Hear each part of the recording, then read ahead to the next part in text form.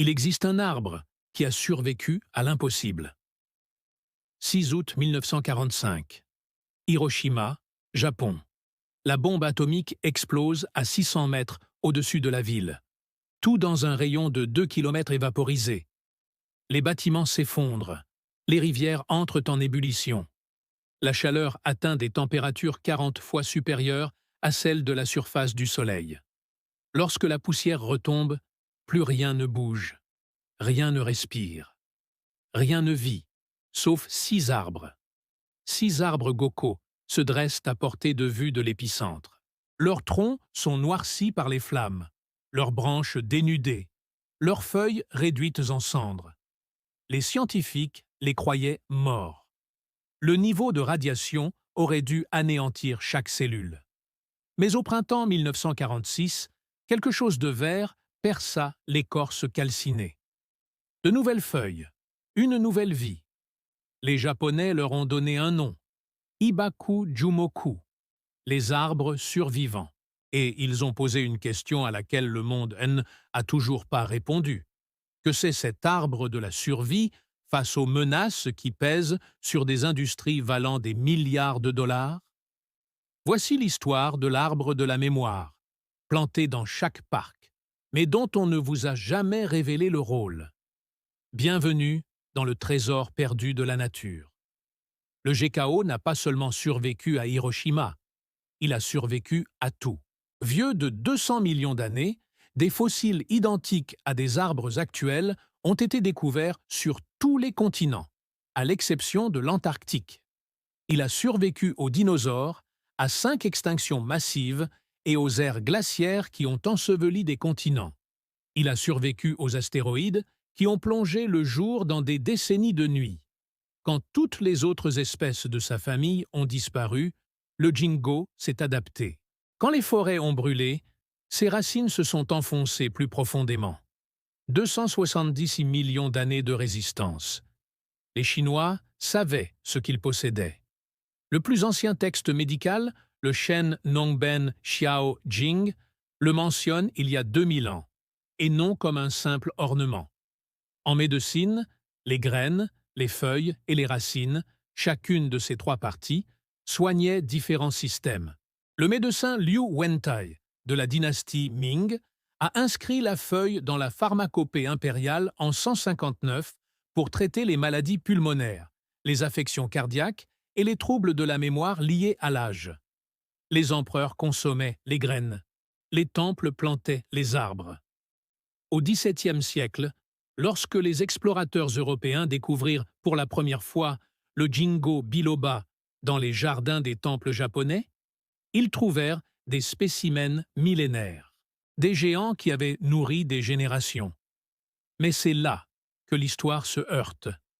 Car l'arbre utilisé par la médecine chinoise depuis des millénaires et celui planté dans chaque ville américaine ne sont pas les mêmes. Les jingos sont soit mâles, soit femelles. Les mâles produisent du pollen. Les femelles produisent des graines enfermées dans une enveloppe charnue. Ces enveloppes dégagent une odeur nauséabonde. Elles contiennent de l'acide butyrique, un composé présent dans le beurre rance, les vomissures et les matières en décomposition. Lorsque les graines femelles de Gokko tombent en automne, les trottoirs deviennent impraticables. Les habitants se sont plaints. Les municipalités ont entendu leurs plaintes. Dans les années 1980, les services forestiers urbains ont pris une décision. Ils ne plantaient que des arbres mâles. Ils privilégiaient des cultivars aux noms évocateurs, comme Autumn Gold, Lakeview et Princeton Century. Ces arbres étaient garantis stériles, propres et inodores. En Corée du Sud, la société Seoul employait chaque automne 440 ouvriers uniquement pour la cueillette manuelle des baies avant leur chute. Le coût annuel s'élevait à 13 000 $. D'autres villes ont opté pour la solution de facilité, l'interdiction pure et simple des arbres femelles. À Iowa City, ils ont été abattus. En Pennsylvanie orientale, toute nouvelle plantation a été proscrite. La solution était radicale. Pas d'arbres femelles, pas de problème. Mais elles ont éliminé autre chose. La médecine. En médecine traditionnelle chinoise, les graines n'étaient pas des déchets. Elles ont constitué le principal remède pendant 2000 ans, avant même que l'on se tourne vers les feuilles. Les graines contiennent des composés. Les feuilles ne contiennent ni ginkgotoxine ni acide ginkgolique. Ces composés ont été à peine étudiés par la recherche moderne, car l'industrie a éliminé la matière première avant que la science ne puisse les analyser. L'urbanisme a systématiquement effacé la moitié des propriétés médicinales de l'arbre au nom de l'esthétique. On a fait disparaître les remèdes par la sélection afin d'éviter l'odeur. La plupart des gens aujourd'hui n'ont jamais vu de ginkgo femelle. Ils ignoraient leur existence et n'ont jamais su ce qui avait disparu. Puis, les scientifiques sont intervenus. En 1964, le docteur Willard Schwaba Pharmaceuticals, en Allemagne, a mis au point un extrait standardisé de feuilles de ginkgo, baptisé EGB 761. Cet extrait contient 24% de flavonoïdes, 6% de laconate de tarpine et moins de 5 ppm d'acide ginklique. Précis, reproductible, brevetable. On appelait cela le progrès. La médecine traditionnelle chinoise utilisait des feuilles entières. On les faisait bouillir dans l'eau, puis on les séchait pour obtenir de la poudre. Ces préparations simples préservaient des centaines de composés agissant en synergie. Les pharmacologues qualifiaient cela de non standardisé. Ils isolaient les composés qu'ils comprenaient et rejetaient ceux qu'ils ne connaissaient pas. Ils ont mis au point des procédés d'extraction dont la reproduction coûterait 10 millions de dollars. Seules les entreprises pouvaient financer les essais et seules elles pouvaient prouver l'efficacité de ces procédés selon les normes modernes. Les méthodes de préparation traditionnelles ont perdu de leur importance scientifique. Les herboristes sont devenus des références anecdotiques. Le savoir qui a permis aux civilisations de prospérer pendant 2000 ans avait besoin d'une validation par les entreprises pour être pris au sérieux. Une fois le brevet, la formule et les essais cliniques en poche, Schwaba a pris le contrôle du débat. L'EGB 761 générait 500 millions de dollars de chiffre d'affaires annuel dès les années 1990. Tanakan en France, Tabonin en Allemagne, Rohan au Japon. Tous ces produits étaient des extraits standardisés, coûteux et soumis à un contrôle strict.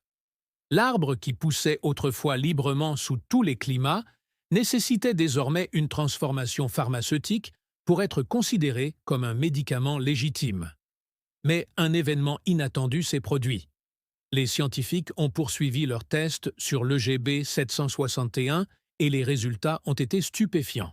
En 2006, des chercheurs italiens ont publié une étude comparative directe entre l'extrait de Goko et le Dompazil, médicament phare contre la maladie d'Alzheimer, commercialisé sous le nom d'Aricept.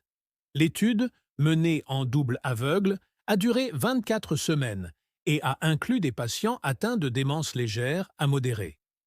La conclusion était sans équivoque. Aucune différence significative d'EBV-efficacité NE a été observée entre l'EGB 761 et le Donapazil dans le traitement de la maladie et d'Alzheimer légère à modérée. Leur efficacité était comparable, mais l'EGB 761 présentait moins d'effets secondaires. En 2009, un autre essai a inclus 96 patients atteints de la maladie d'Alzheimer et présentant des symptômes neuropsychiatriques. Les participants ont reçu du GKO, du Donapazil ou une combinaison des deux pendant 22 semaines. Les résultats ont montré une efficacité similaire dans les trois groupes sur les tests cognitifs, les scores comportementaux et les activités de la vie quotidienne, sans différence significative. En 2018, des chercheurs allemands ont suivi 189 patients âgés de plus de 80 ans, tous atteints de démence, pendant 12 mois de traitement. GKO versus Donipazil. Le déclin cognitif a été mesuré de façon similaire, mais les effets indésirables étaient plus fréquents dans le groupe Donipazil. Le GKO s'est avéré plus sûr. Plusieurs essais, menés par des laboratoires indépendants, ont donné des résultats cohérents. Le GKO était aussi efficace que l'Aricept, médicaments prescrits par les médecins et remboursés par les assurances, à un coût mensuel de 500 à 660 $. Le médicament de marque coûte entre 6 000 et 7 900 $ par an. Le Donepezil générique a vu son prix baisser à 196 $ par mois sans assurance, soit toujours 2 000 $ par an. Avec des coupons, il revient à 70 $ par mois. L'extrait de Gino Aloba coûte entre 10 et 30 $ par mois en magasin, voire gratuitement si vous connaissez l'arbre. Mais attention, la FDA classe le GOCO comme complément alimentaire et non comme médicament. Les médecins ne peuvent donc pas le prescrire. L'assurance ne le prend pas en charge. Peu importe que des études européennes aient démontré son efficacité. Peu importe que l'Agence européenne des médicaments ait autorisé l'extrait de GKO comme médicament contre la démence légère en 2014. Aux États-Unis, c'est un complément alimentaire, et les compléments alimentaires ne sont ni prescrits ni remboursés. Ils restent sur les étagères des pharmacies, à côté des multivitamines, tandis que les patients déboursent 500 $ par mois pour la version pharmaceutique du même produit de soutien cognitif. L'ironie est flagrante. Le GKO pousse dans tous les parcs, dans toutes les rues de banlieue, devant les hôpitaux, les maisons de retraite, les pharmacies qui vendent de la Ricept. Le médicament est omniprésent, mais le système a tout fait pour que vous ne le sachiez jamais. Et puis, il y a ces recherches dont personne ne parle. En 1999, des scientifiques français ont testé le GKO sur des rats exposés à une dose de rayonnement de 4,5 Gray, suffisante pour provoquer de graves dommages chromosomiques. Ils ont administré de l'EGB à certains rats avant et après l'exposition. Les résultats ont été publiés dans la revue Mutation Research. Le GKO a réduit les dommages chromosomiques induits par les radiations de 83% à la dose la plus élevée. Les facteurs clastogènes, composés plasmatiques, responsables de cassures génétiques longtemps après l'exposition aux radiations, sont passés de niveaux élevés à des niveaux quasi indétectables. Ils ne se sont pas arrêtés là. Ils ont mené des essais sur des travailleurs de la récupération de Tchernobyl, ces hommes, qui sont entrés dans la zone du réacteur en 1986, des hommes dont le sang présentait encore une activité clastogène des années plus tard. La dose administrée était de 40 millilars d'extrait de GOCO, 3 fois par jour pendant 2 mois. Le résultat publié a montré une diminution significative des dommages chromosomiques. L'extrait a protégé leurs cellules des effets continus des radiations. En 2006, des chercheurs turcs ont irradié des rats avec une dose de 800 centigas, dose létale. La moitié des rats a reçu un extrait de GKO avant et après l'irradiation, tandis que l'autre moitié a reçu une solution saline. Le groupe ayant reçu l'extrait de GKO a présenté une réduction spectaculaire des dommages oxydatifs dans les poumons, le foie, les reins et les intestins. Les niveaux de glutathion sont restés élevés et les dommages causés par les radicaux libres faibles. La conclusion était que l'extrait de ginkgo biloba pourrait potentiellement améliorer l'efficacité de la radiothérapie. En 2009, des scientifiques coréens ont exposé des lymphocytes humains à des radiations. Dans les cellules non traitées, 30% ont subi une mort cellulaire programmée. Dans les cellules traitées au GKO, ce taux était de 5%.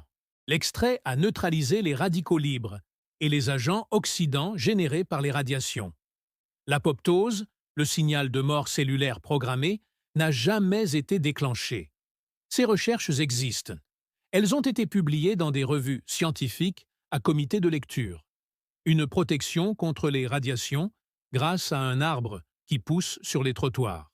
Et pourtant, combien de personnes devant subir une radiothérapie en ont connaissance? Combien de travailleurs du nucléaire transportent de l'extrait de GKO? Combien de personnes faisant des réserves de comprimés d'iode savent que les recherches sur le GKO remontent à Tchernobyl? La réponse est presque personne. Car une radioprotection bon marché et accessible ne profite pas aux industries qui tirent profit de solutions onéreuses. Pendant la guerre froide, Alors que la peur du nucléaire était à son comble et que les médicaments contre les radiations atteignaient des prix exorbitants, ces industries étaient loin de se soucier d'un simple arbre offrant la même protection à moindre coût. Ainsi, la recherche est restée cantonnée aux revues scientifiques, l'arbre est resté un ornement et le savoir est resté enfoui. Un arbre ayant survécu 200 millions d'années, utilisé en médecine depuis 2000 ans et dont l'efficacité clinique est aujourd'hui validée, est tombé dans l'oubli. Planté partout, il reste méconnu. Aujourd'hui, on estime à 6 millions le nombre d'Américains atteints de la maladie d'Alzheimer. D'ici 2050, ce chiffre atteindra 14 millions. Le traitement médicamenteux coûte entre 6 000 et 8 000 dollars par an pour les médicaments de marque et environ 2 000 dollars par an pour les génériques. Ces médicaments ralentissent le déclin. Ils ne l'arrêtent pas. Ils ne l'inversent pas. Ils donnent du temps. Pendant ce temps, les jingos bordent les rues. Vous passez devant eux tous les jours. Leurs feuilles en forme d'éventail, d'un jaune éclatant en automne, leur écorce profondément rainurée, poussent devant les bibliothèques, les écoles, les épiceries, les hôpitaux. Certains ont 50 ans, certains sont centenaires. Ils perdent leurs feuilles en novembre, formant un tapis doré qui persiste 2 semaines avant d'être balayé par la ville. Ces feuilles renferment les mêmes composés testés lors d'essais cliniques, les mêmes flavonoïdes, les mêmes lacones de tarpines, les mêmes jingos et extraits de plantes dont les chercheurs européens ont démontré l'efficacité contre la démence légère à modérée. Les mêmes composés qui ont égalé le Pasil d'honneur lors d'essais comparatifs directs. Pas les graines. Celles-ci ont presque toutes disparu, éliminées par l'urbanisme. Mais les feuilles demeurent libres, abondantes, ignorées. Le savoir n'est pas perdu. Il est simplement caché. Derrière les classifications de la FDA, derrière les brevets pharmaceutiques, derrière les décisions d'urbanisme prises il y a 40 ans. L'arbre qui a survécu à Hiroshima, aux dinosaures, aux travailleurs de Tchernobyl, est toujours là. Il grandit toujours. Il offre toujours. Il attend simplement des mains qui voudront bien se souvenir. Si ce trésor vous a éclairé, abonnez-vous à Nature's Lost Vault et activez les notifications. Chaque j'aime, chaque partage contribue à préserver ce qu'on a tenté d'effacer. Le prochain trésor ouvrira bientôt ses portes.